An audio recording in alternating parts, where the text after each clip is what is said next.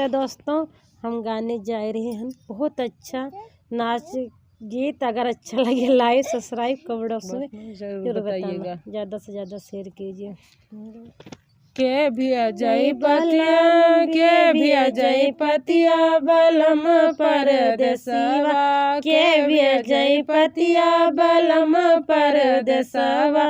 ससुर ससुर कभी ससुर कभी जब सास ऋषि आई है ससुर कभी जब सास ऋषि आई है के भी अजय पतिया बलम परदेसवा के भी अजय पतिया बलम परदेसवा बलम बिन रतिया पहाड़ लागे बलम बिन रतिया पहाड़ लागे के भी अजय पतिया बलम परदेसवा के भेजिए पतिया बलम परदेसवा जेठ कभी जब जेठान ऋषि आई है जेठ कभी जब जेठान ऋषि आई है बलम बिना रतिया पहाड़ी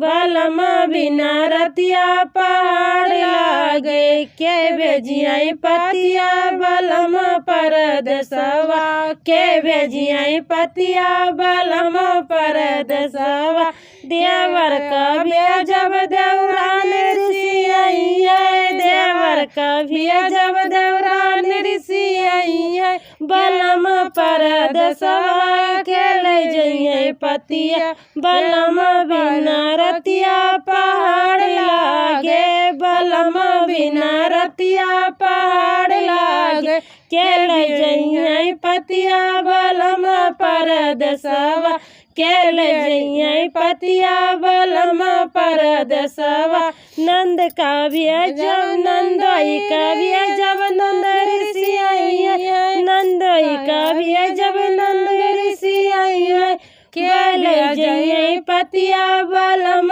परदेसवा के ले जाइए पतिया बलम परदेसवा बलम बिना रतिया पहाड़ लागे बलम बिना रतिया पहाड़ लागे के ले जाइए पतिया बलम परदेसवा।